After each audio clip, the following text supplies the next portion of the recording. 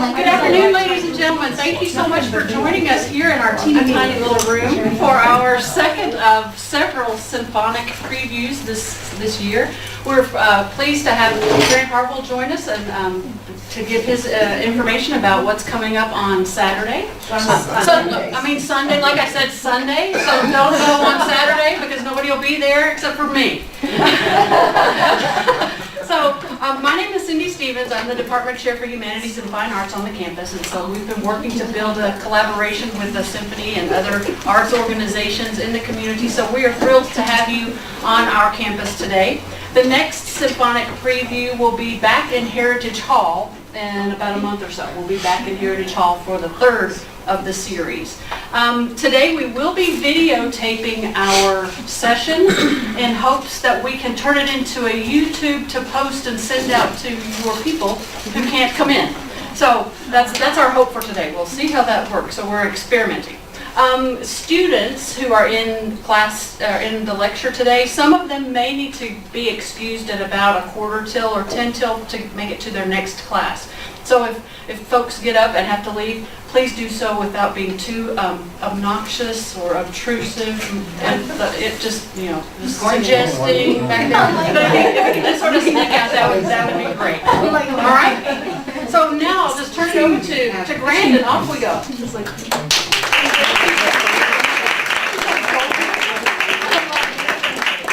Hi everyone, thanks for being here.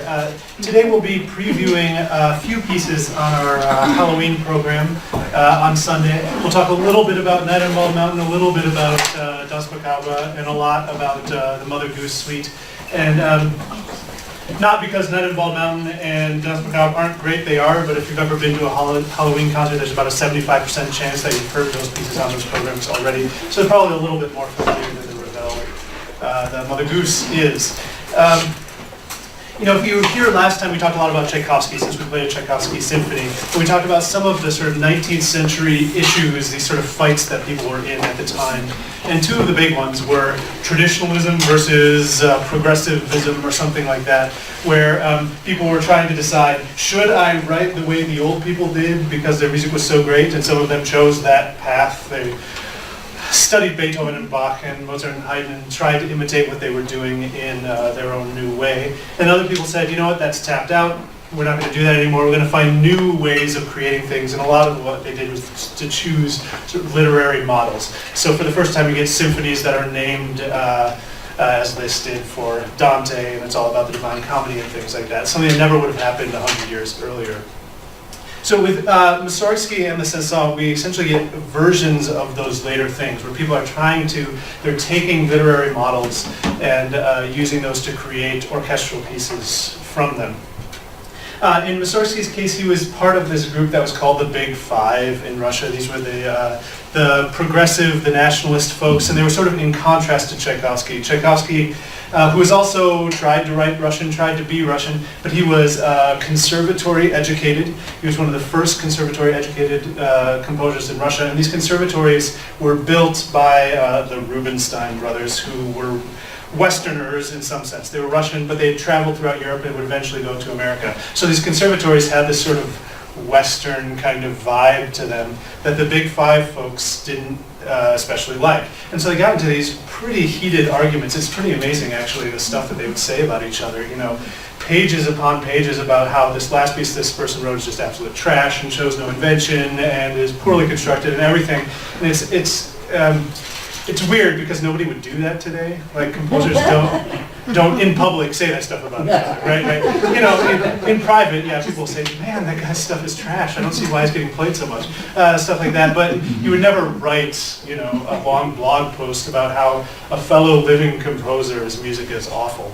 It's just, I don't know, it won't do you any good. Let's put it that way. But at the time, they were more than happy to just trash each other in public in the newspapers and things like that. And again, a lot of this fight came out of, was the music Russian enough? Was the form interesting enough? Was it too dusty and old school? Was it too Western? That kind of thing. So Mussorgsky very much fell into this sort of originally, as a child, he wrote some more sort of Western-themed things, but he came to the more sort of Russian nationalist school. And Night on Bald Mountain would be a classic case of this kind of writing. It's based very loosely on a story by Nikolai Gogol, who was Ukrainian, and these stories that he wrote were sort of folk tales, Ukrainian folk tales, that had to do with different times of the year. So actually, he wrote one about Christmas Eve that two different people wrote operas about, Rimsky-Korsakov and Tchaikovsky. This one's actually St. John's Eve, which is actually midsummer, so that's why it shows up on Halloween concerts all the time. Never mind. But yeah, it's supposed to take place in midsummer. But because its basic story is bad people coming out at night and then leaving when the dawn comes, it has a very sort of Halloween-y kind of vibe to it. Of course, made famous in Fantasia with that animation that Disney did. So let's listen to a bit of this. The basic plot is really, as I say, this is people coming out at night, doing bad things in the moral sense. These are raising the dead, Satan worshipping, however you want to call it, having a really good time. We won't listen to all of it, but here's a bit. This orchestra is called the Orchestra of the Arctic. It's Norwegian. For what it's worth, this conductor is not someone that I know as a conductor very well, but his name is Christian Lindbergh, one of the best trombone players who've ever lived. Here's a bit of the opening. What you hear in this opening, again, if you know this piece, you know this stuff very well, is this really noodly soft stuff, very much you can imagine sort of things emerging.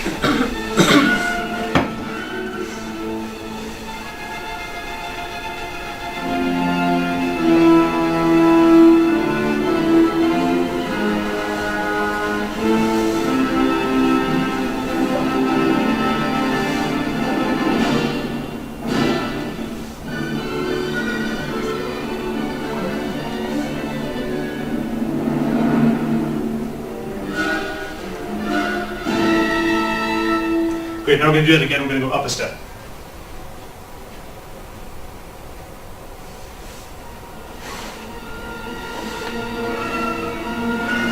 And I'll point out, again, this is not a Western thing. One of the ways we know this is a Western thing, no Western, no like Brahms or Beethoven or Mendelssohn, they would never do this where you repeat the thing up a step that you just did. That's really weird.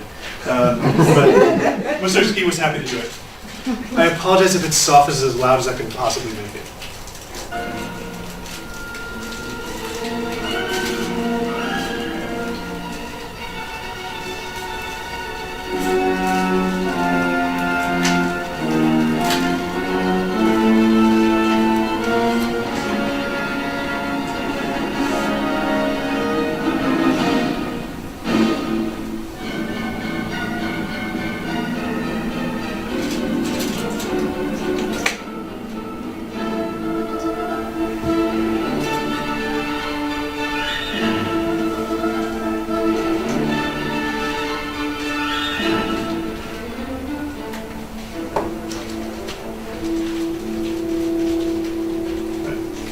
So, and then as I say, so we're getting this sort of party started, and it ends at dawn. And the way that dawn is signaled in this piece is that we hear the bells of the matin bells, the bells of the morning. And then we get harp, which is, of course, our angelic instrument. So the good guys are going to win, and it will take them a while. So here's the end of our big party.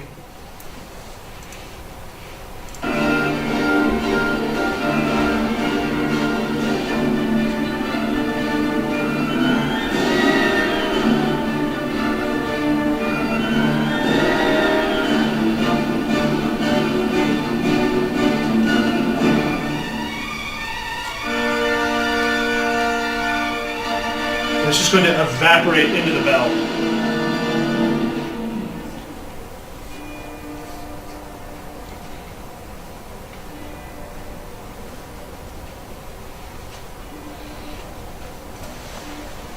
Yeah, and again, our bells are signaling that the night is over, the dawn has come.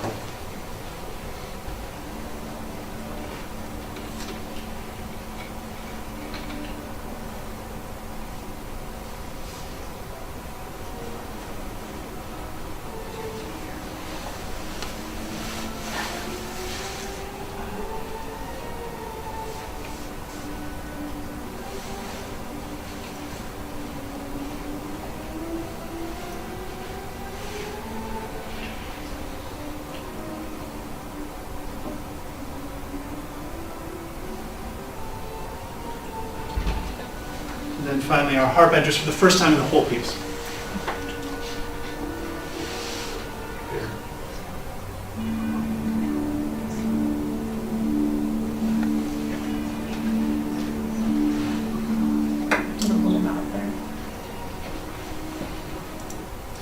Now, as I say, Danse Macabre actually has a very similar plot. It's about people coming up out of the graves in the night and then the dawn breaking. So some of Mussorgsky led sort of different lives in a lot of ways. They were from the opposite sides of the continent, since songs being French. Mussorgsky grew up, he was military, and his family was military, ended up in civil service. It's a little bit exaggerated as to how sort of untrained he was. He did study music as a child. But he definitely didn't have that as part of his career in the same way that Saint-Saëns did. Saint-Saëns was a child prodigy. He entered the Paris Conservatoire when he was 13, and he had the misfortune of living a really long life. He lived into his late 80s, and so that meant that he started life as someone who was very not avant-garde necessarily, but someone who was into new music and supported these new musicians. By the end of his life, he was one of the most conservative composers on the planet, and so the world sort of passed him by in that way. In Danse Macabre, again, we're taking a story and setting it to an orchestral musical version of it. And in fact, in this case, it's actually based on a song that he wrote. Art songs are very much a product of the 19th century, these songs for voice and piano. And we'll actually listen to a bit of this tune as sung by this guy. And basically what he's singing about is whenever he says ticka ticka tick, that means that he's imitating the sound of the violin. This is death rising from the grave at midnight and playing the violin.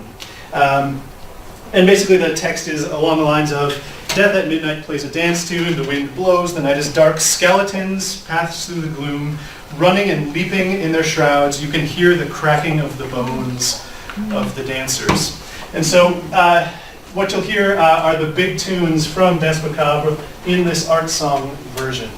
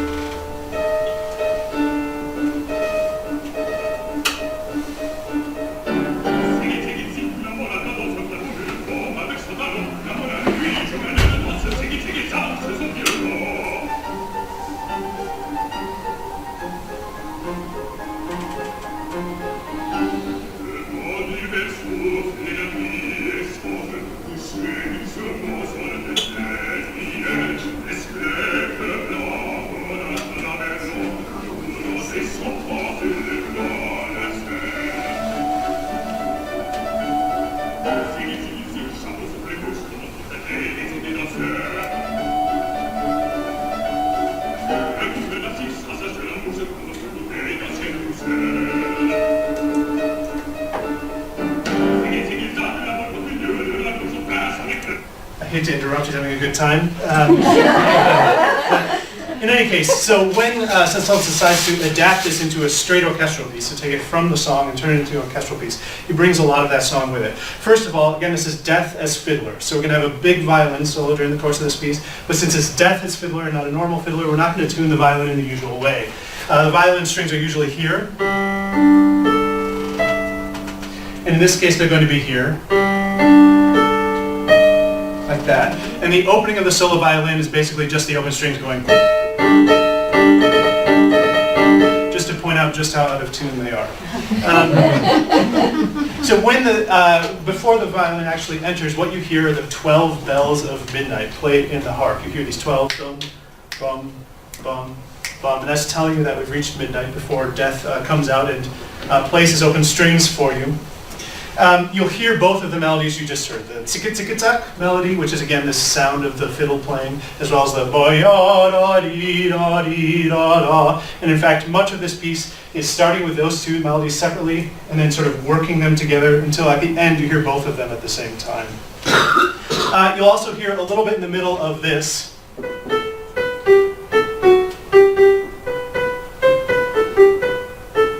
Which is a version of this. I don't know if you know this tune.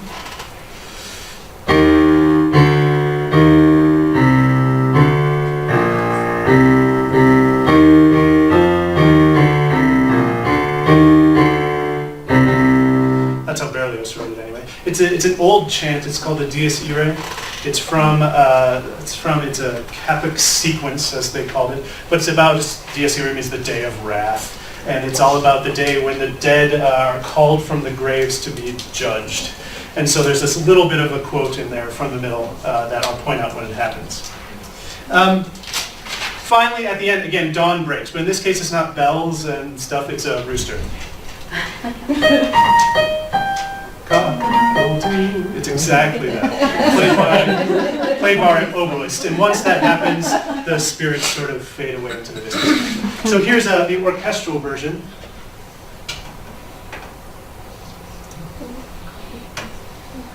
Again, we start with 12 bells at midnight. I hope they're loud enough. They're in the harp.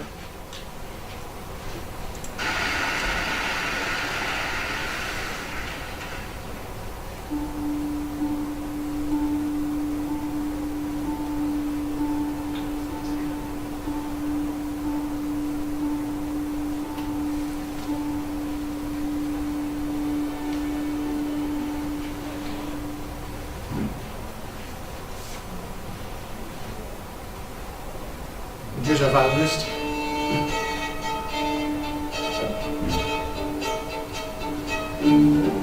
Here's tzika-tzika-tzak.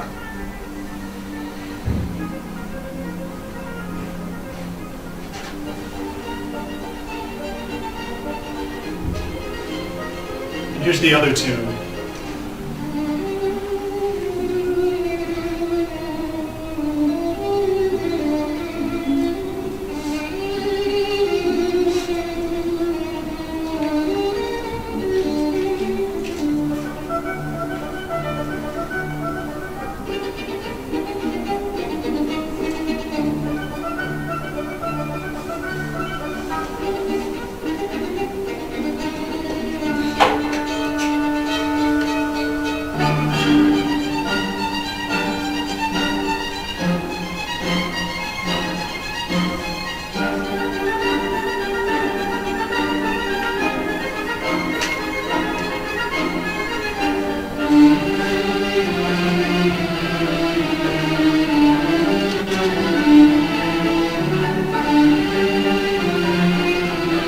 Another thing that you'll hear, I don't know if you'll hear it well on this recording.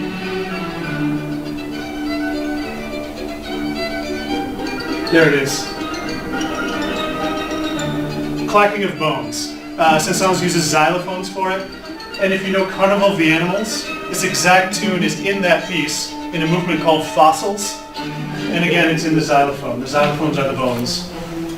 Theoretically, xylophone means wood sounding. It should be an ossiphone, which is bone sounding, but you have to be pretty strange to make a bone instrument.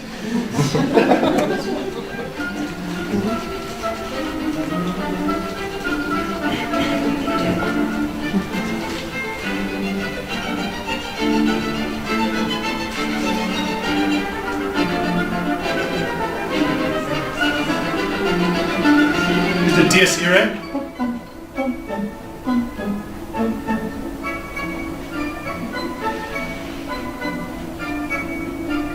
Probably the least ominous version of this tune you've ever heard in your life. Yeah.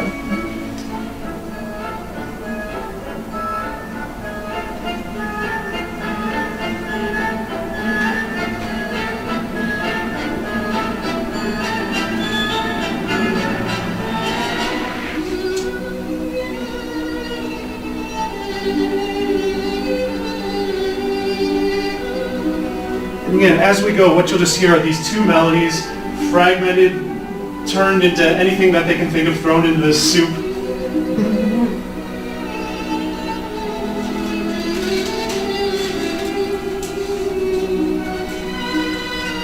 So hear the lyrical melody, and pretty soon we'll get the tick-tock happening again.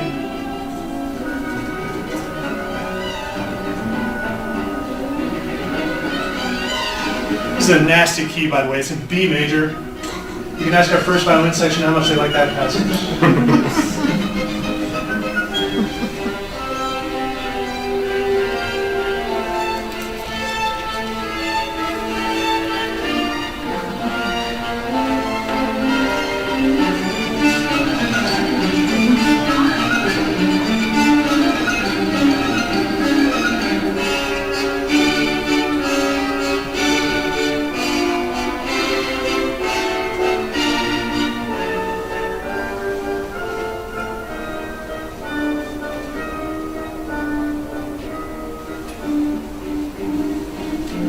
Now we're coming down, then we're going to build up again to the point where the two tunes happen together. The trombone's wailing on the long tune while the entire string section is playing the tick-tock part.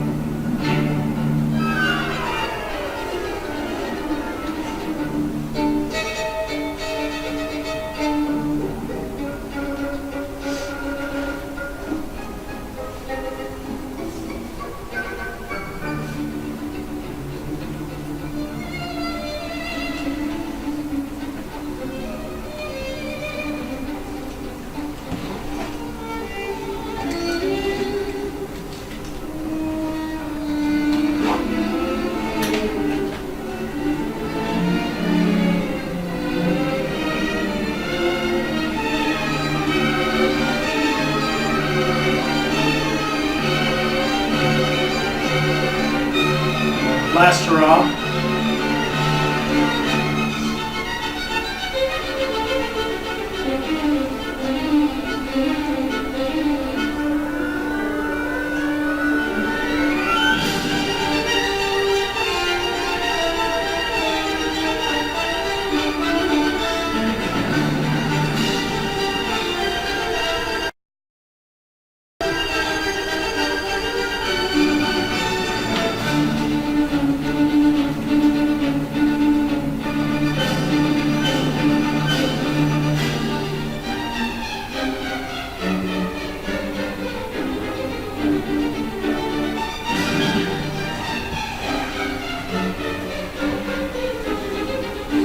Now we're going to whip ourselves into a frenzy, and then suddenly, nothing when the rooster comes.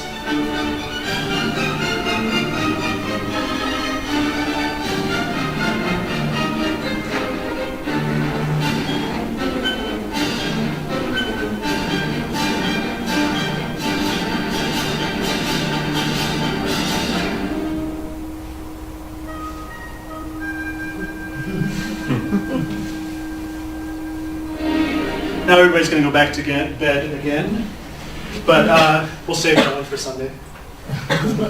Grant, Yes. when you said that that lead violinist, his violin is tuned differently, is that throughout the piece? And is he the only violin that's The only weird one. tuning? Yeah, and it is throughout the piece. They call it scordatura, which means discorded or something like that. I But, suppose you can't really tune in the middle of a piece anyway. yeah, if you're quick. Yeah, it's a weird piece. It's not quite a violin concerto. You'll notice that a lot of that is not for solo violin, right? It's really a tone poem with a very prominent violin part, which means that there's a lot of time where that guy is just sitting there, right? And so one of the things that we've talked about with our soloist on Sunday is how much he would want to play with the orchestra on the non-solo parts, and I think he's going to do some of that, just so he doesn't sit there for several minutes at a time. So does he switch to a different violin Well, that's tuned properly? He'll either have to tune quickly, Okay. or he'll just have to work out the fingerings, because that's what changes, right? So when your E becomes an E flat, which is what happens in this case, suddenly your entire E string mind is thrown off to a certain degree, and you have to think of everything as being, you have to compensate for the fact that the string is a half step lower by moving everything a half step higher. If he's going to play the other orchestral parts, that's what he'll have to do. But yeah, he's the only one. Death is the only one who's playing the out-of-tune fiddle here. And that's the guest artist.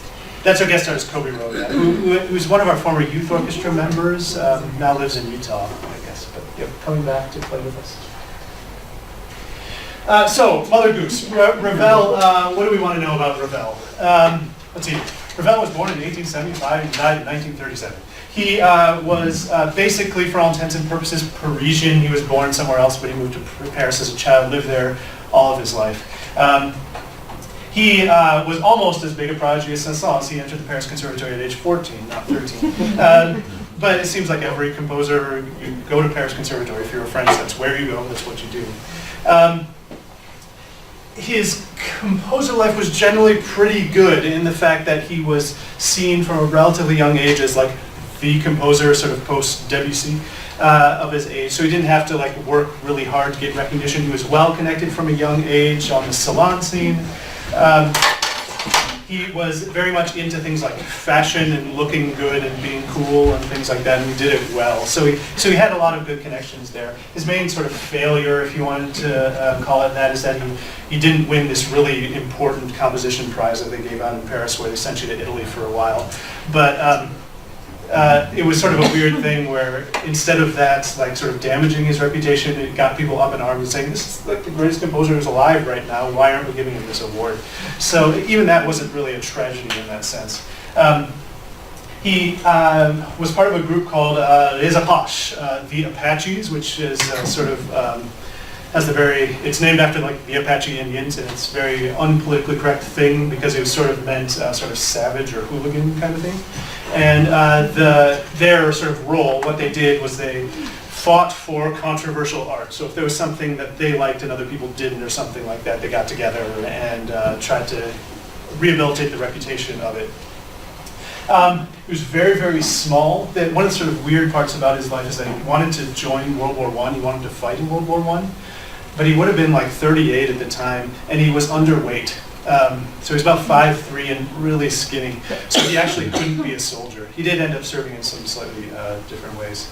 And then he died a horrible, horrible death. He got officially diagnosed somewhere around 1932, something called Pick's disease, which is a degenerative brain disease. And it just, by 1937 he had died, and he actually died because of a surgery that had gone wrong. But yeah, it was a really not a good way to die. It causes sort of dementia and mental things to go wrong for you. But anyway, that's 25 years down the road. We don't have to worry about that now. A few things to know about the French musical scene. The French are not into like symphonies the same way that the Germans are. They're into a couple different things. They're into salons, where you have a bunch of people getting together and drinking and talking, and then there's piano music happening at the same time. So you get a lot of French composers who are writing piano pieces, it's like Chopin, or writing art songs like Ravel himself or Fauré, things that could be performed in the setting. You get a little bit of chamber music. Ravel wrote a very famous string quartet, but mostly it's that kind of piano stuff that's happening there. The other thing that French do is they love stage music. And so you're writing lots of theatrical stuff. You get lots of opera. So all the French composers of the 1800s are writing opera. And you get lots and lots of ballet. And so Ravel is actually very typical in terms of what music he wrote. He wrote a ton of piano music. He wrote a ton of ballet music. And in fact, a lot of it started as piano music, and then he would orchestrate it and it would turn into a ballet. And in fact, that's exactly what happened to Mother Goose. Mother Goose started as a piano duet, and eventually he added a little bit of music to it, orchestrated it, and it became ballet. The reason he chose this sort of fairy tale stuff is that these were written for the children of two friends of his to be played together. So it's a piano duet for these two kids to sit down next to each other and play. So he chose these fairy tales as that. Three specific things to know about Ravel and his sort of aesthetic, what he was into, which will also show up plenty in Mother Goose. One is archaism. He liked old stuff. So one of his most famous pieces is a ballet called Daphnis and Chloe, that's ancient Greek. In Mother Goose, he's basing these off of the tales of Perrault and the Baroness d'Aulnoy. And these were people who were writing around 1700. They basically invented the fairy tale as we now think of it. So if you imagine the story of Cinderella, it's the version that they wrote. But even, so it's, what is that, 1700 to 1900, that's a couple hundred years old already. And even when they were writing it at the time, Perrault calls it Tales of the Olden Days. So it's like doubly antique, the sources that he's using for this. Another thing he was into was, for lack of a better word, exoticism. He liked looking far afield for inspiration. So like Bolero, for instance, is a Spanish-inspired piece. Scheherazade, some song cycle that he wrote, Scheherazade is 1001 Arabian Nights. So he liked looking outside of France for his inspirations. Again, that will come up in Mother Goose. And another thing that most obviously comes up is they liked fantasy and magic and childhood and things like that. So he wrote an opera called L'Enfant et des Sauvages. It's The Child and the Magic, or something like that, which is about a disobedient child and all his toys come to life, basically. So there's a lot of this sort of supernatural stuff that comes out in Ravel's music as well. Again, all of this shows up in Mother Goose. So Mother Goose, he writes the piano version in 1911, I guess, and orchestrates it a little bit after that. We'll listen to some of the versions of this suite. The sort of framing device of this is Sleeping Beauty. It starts with Sleeping Beauty's spinning wheel dance. It starts with a prelude, but the spinning wheel dance where she meets an old woman and runs in and starts playing around and dancing around, eventually pricks her finger and it causes her to fall asleep. Then there's a pavane for the Sleeping Beauty, which is another thing that's archaic. Pavane is a dance from like the 1500s. So writing this sort of pavane, this sort of slow dance as part of that. So let's listen to a little bit. There's the spinning wheel dance and the pavane. I apologize, I can't find a one with an orchestra, so we'll have to have some still images. I hope you'll survive. So here's the spinning wheel dance. Spinning wheel dance uses a lot of this scale. That's the whole tone scale. We actually talked about it last time. But it's something that comes up a lot in magic. Just because it sounds a little weird, sounds a little uncanny. But one thing, spinning wheels, they're circles, right? And one thing about this whole tone scale is that because all the notes are the same distance apart, they're all a whole step apart, there's nowhere to stop. You can just sort of keep going up and down, and there's no note that's more important than the other. And that gives it a sort of circular feel because you can sort of keep going forever and ever without a real sort of landing point.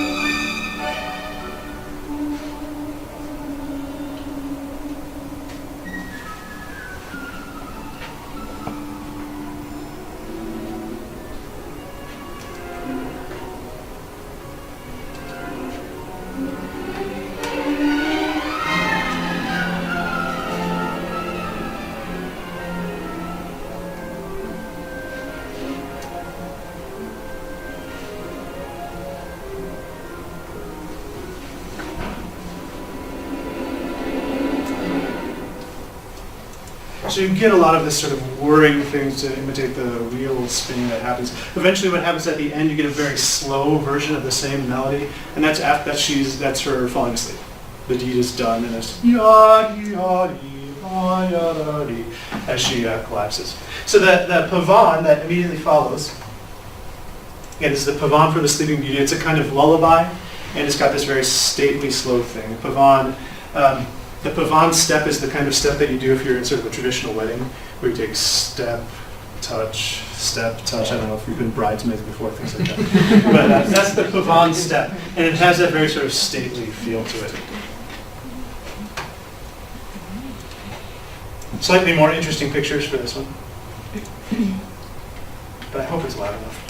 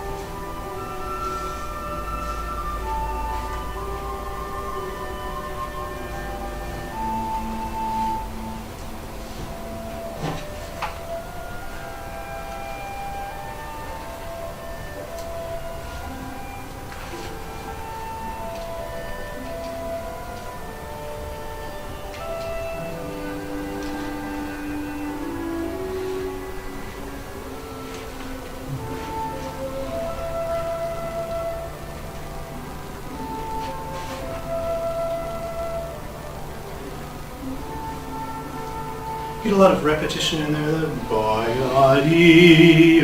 And you sort of get a sense of kind of passage of time, this kind of again and again and again. It's going to last 100 years after all.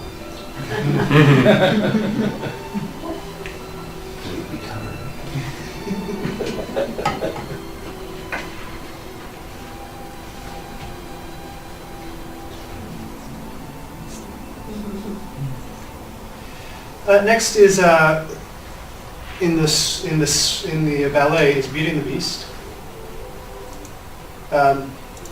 which is again, if you have an image of these stories, it's probably the right one in terms of these are concerned, because these are the sort of origins of the Disney versions and so on. Yeah. Real quick, kind of unrelated. Those speakers, have you messed with that left speaker at the very bottom under it? There should be a power button to turn it on. I've been told that it's not an option. But thank you. That's what I was told. Okay. So in this case, there's a Beauty and the Beast. They're talking to each other, and the Beast is trying to convince Belle to marry him. And in this case, what you get are very graceful clarinet things happening, which are Beauty, and very ungraceful contrabassoon things, which are happening, which is the Beast. And it's not just the fact that it's a really high instrument and a relatively high instrument and a really low instrument. It's also the tune. This Beast melody is. It's that kind of sound, and the accompaniment is stuff like this. While the Beast is playing. So it's very ugly music. It's not very loud music, but it's ugly music, contrasting with this very graceful waltz that that Belle does. We won't listen to all the way to the end of it, but the Beast does transform, as you all know. And what happens is that Beast goes from down here to up here in the solo violin rather than in the contrabassoon. First we get graceful clarinet.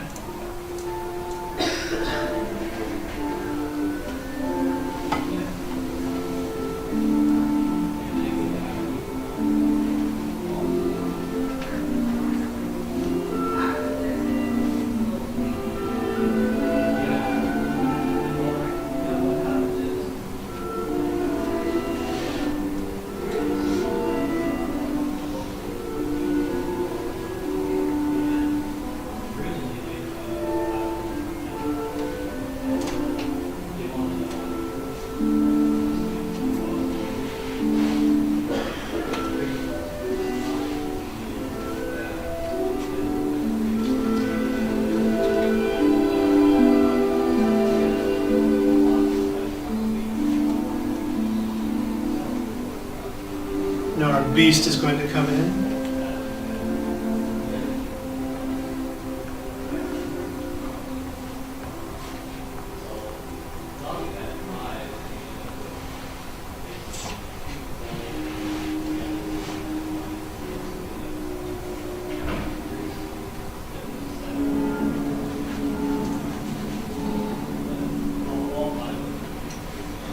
Again, much less pretty.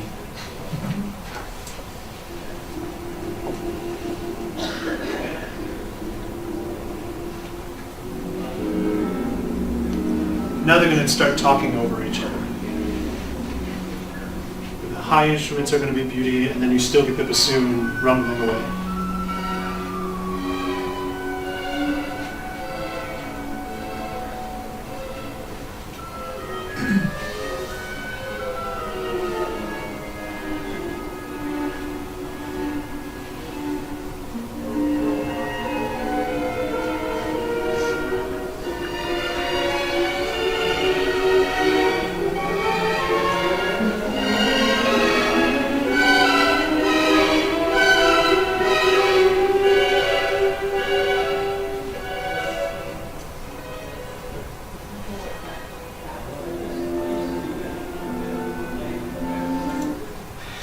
So after they have that little argument, then they start to sort of find each other and have a more graceful version of their duet. The next movement is called Petit Poussé, Tom Thumb, as it's usually known. We won't listen to it, but generally speaking, it's this told the story the other day in orchestra. Tom Thumb is the youngest of 7 children, he's the littlest, and his parents decide that they can't afford to have 7 children, so they leave them out in the woods to die. So Tom Thumb, leaves pebbles along the lane, and he's able to trace those pebbles back and find his parents again. Parents promptly decide to do the exact same thing again. They send the children out to die, and this time he leaves breadcrumbs. But unfortunately, birds come to eat the breadcrumbs, so he can't find his way back, and they end up in the woods and have sort of a Hansel and Gretel kind of moment out there. So that movement involves a lot of aimless wandering and bird calls that come in at the end. But again, we won't listen to that one for now. You'll have to wait for that. I do want to talk about Lady Hoannette, the little ugly girl, and for a couple of reasons. The Hoannette is a French story. It's one of the Baroness's stories, but it's supposed to be fake Chinese. And what that means is that Ravel is going for a kind of Eastern thing. Now, Ravel, astonishingly, unlike a million other composers who, of this time and earlier, had actually heard some Eastern music. In 1889, they had a World's Fair in Paris, and the gamelan, they had an Indonesian gamelan there, a Javanese gamelan. If you don't know what gamelan is, it's this kind of percussion ensemble. There's lots of metallophones. They look like xylophones, but they're made out of metal. Lots of gongs. Occasionally we get this stringed instrument called a rebob, some small flutes, some drums, things like that. And it's a very old, a very sacred musical tradition of Indonesia. And for some of the French musicians who were hearing this, it just blew their mind. It's so different from anything that was happening in the West. But it's not just different, it's really intricate, it's really sophisticated, it takes a ton of skill to play, it's really virtuosic. Well, let's listen to some of it. I would love to listen to all 8 minutes of that. This is not going to happen. But a few things to notice. First of all, you'll hear the little flutes that happen at some point. You also hear this can be very unsettling for some people because there are two different tunings happening at the same time. High tuning, they call it male tuning, and low tuning, they call it female tuning. And they sort of vibrate against each other. You get sort of this constant woo woo woo woo woo thing that's happening the entire time. But anyway, let's listen first and talk later. Start about halfway through.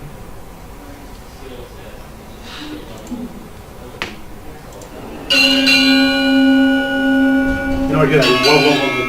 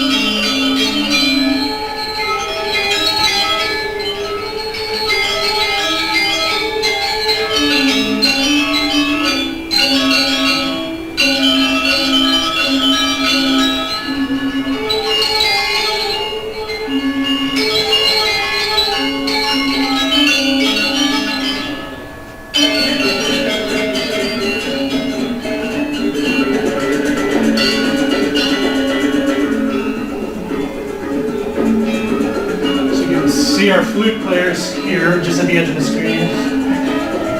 These are our xylophone-like instruments, the metallophones. There's someone with a small gong.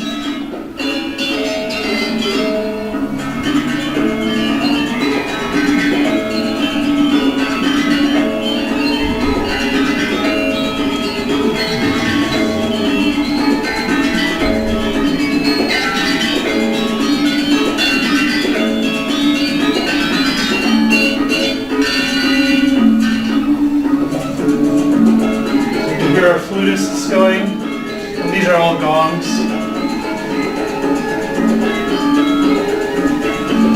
One of the things that makes this difficult, you can see what this guy is doing. He's playing a note, and then you play with one hand, and you stop with the other hand while you're playing the next note.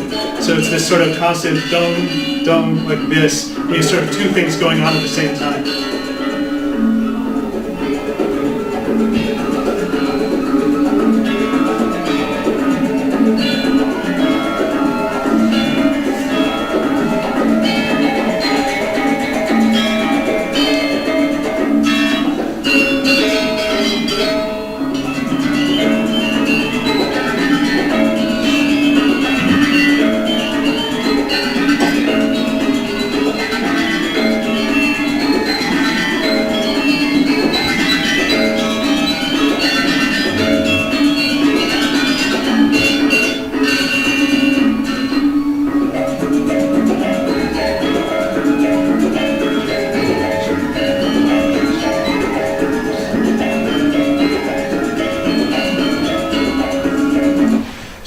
things to notice about that that will show up in the Leonette.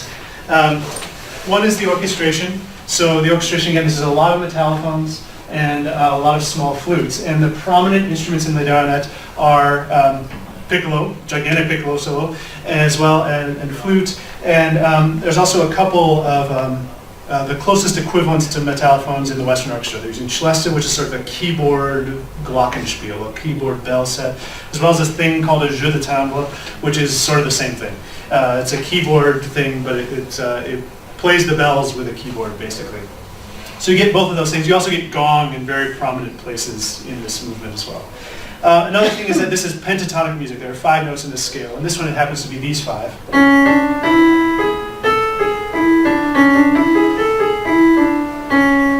That they're using. Ravel's going to actually use a different one. He's going to use a more familiar 5-note scale. It's this one,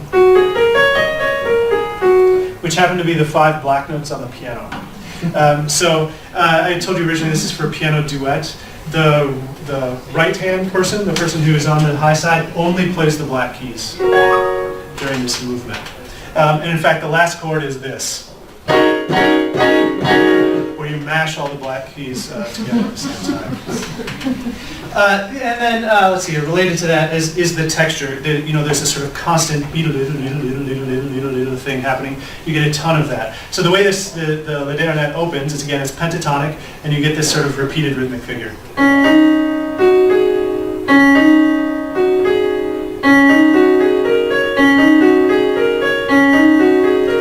Over top you get the so it's got the same kind of, again, sort of Western approximation of this gamelan texture. So let's take a listen. This is the little ugly girl. She's been made ugly by an evil person, but she, yeah, it's complicated. She meets someone new, the Green Serpent, who scares her away, but it turns out the Green Serpent is a king, and she gets invited to this kingdom, which happens to be the Green Serpent's kingdom, although she doesn't know it at the time. During the course of this movement, there are lots of little jewelly people who are serenading her, who sort of sound like bells. All right, where are we? When she goes to therapy.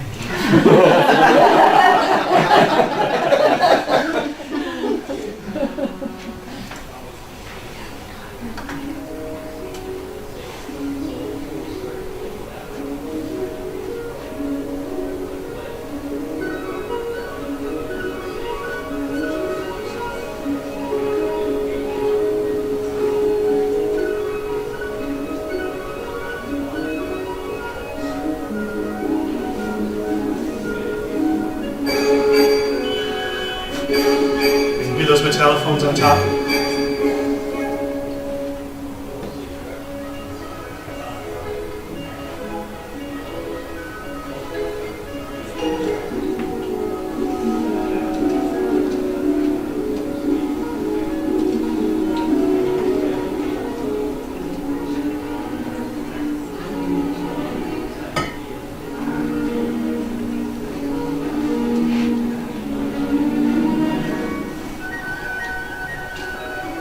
Very gamelan-y.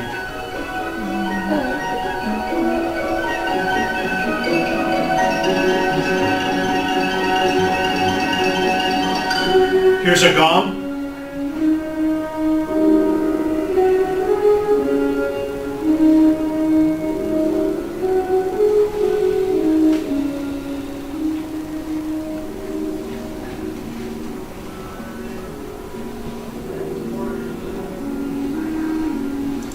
So we'll leave that one there. Finally, we end back with Sleeping Beauty. We sort of start there and we end there. And this last one is called The Fairy Garden. And one of the things that's interesting about it to me is that it's almost all in the white keys. We've just played this movement, which is all like this, and suddenly we switch to here. It's still a little bit chunky, clustery. They're not all friendly major triads that we know and love, but it's a very sort of obvious thing when you think about it pianistically, that we move in one movement from here backwards to the white keys. So again, there are a few accidentals, a few black notes thrown in there in the Fairy Garden, but it's almost all in the white keys. And in this case, when we last met Sleeping Beauty, she was asleep and we played a lullaby for her. basically what the fairy garden is 3 minutes of waking up. So it starts very quietly within a relatively low register, and then finally it builds and builds and builds and builds until we get this glorious C major delightfulness at the end of the movement when she wakes up again. Let's take a listen. I'll have to find this. Where's it?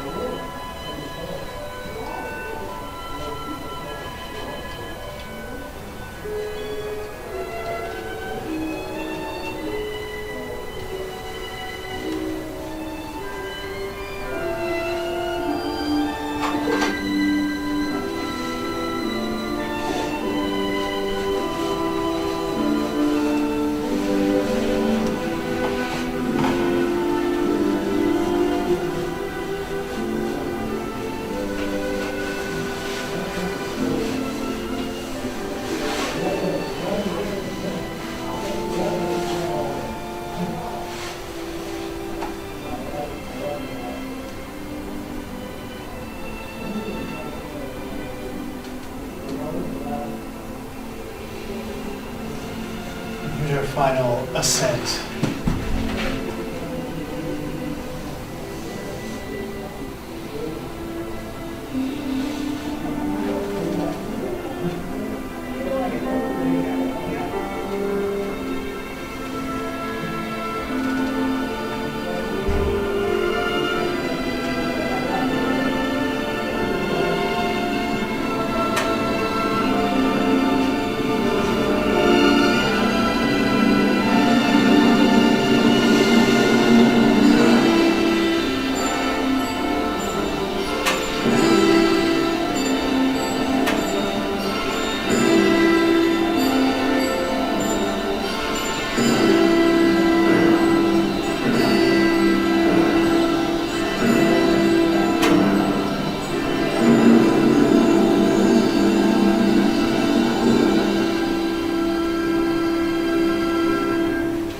So that's our happy ending.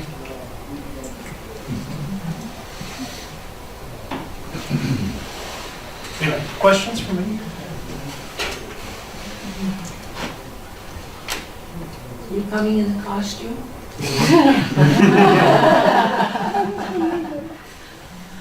I have a question. you covered everything really well, but I want to know so the French had two things going for them, the piano music with the salons and then the theatrical, but what did the Germans have going for them? Well, in terms of going for that. Well, what was their... What they were interested in. Yeah, right. So the Germans were also very much into opera. There's a German opera school, although they imported a lot of Italian stuff for that. They were more likely to get things like symphonies, string quartets, the sort of what we usually call absolute music, the kind of hard frown with concentration music. So, like, you know, Brahms wrote 4 symphonies, Bruckner wrote 9-ish, Mahler wrote 9 or 10 or 11, depending on what you count, and things like that. And so the Germans were more likely to write in these, for lack of a better word, abstract forms than the French were. So there are French symphonies, but like Chausson wrote 1 symphony and Franck wrote 1. Saint-Saëns wrote a lot by virtue of writing 3. So the Germans, again, they're more likely, if you see a piece called Sonata or something like that, it's more likely to be by a German or someone who's into that world. Pieces like symphony, again, it's going to be the sort of concert work kinds of things. Yeah. Was that a female flute player from Indonesia on the right? I think they were all male. I think everybody playing was I thought it was a woman. I'm not sure. I'm sure there's some interesting, you have tapped my entire knowledge of music. But I'm sure there's something cultural and gendered about it. As I say, you know, they talk about male and female tuning with regard to that, and these, you know, they talk about every gamelan, which is a group of instruments, but each one has sort of its own kind of soul or spirit or something like that. So a group of instruments, there's the gamelan as one noun, right? This unit of instruments together is having a kind of character to it. And again, it's a very old tradition. I don't know how far back it goes, but it's ancient and has many cultural attractiveness associated with it. It wouldn't surprise me, for instance, if only men played gamelan, at least in certain circumstances. But that's complete speculation on that. Yeah. You may have answered this on an earlier preview, but did you, because you were selected so late in the year, did you select the pieces for this upcoming season, or were they previously selected? Sort of half and half. Okay. So for this one, I chose Mother Goose, Dance Macabre, and Bald Mountain were already on the list. Okay. And the artists, were they selected prior to? Yeah. Because they have to be booked out. Right. So we're in the process of looking at artists now for next year. I see. So, yeah, we had a few artists that we had to get in August, but that's not the way you want to do it. Other stuff? Good. Thanks, guys. We'll see you on Sunday.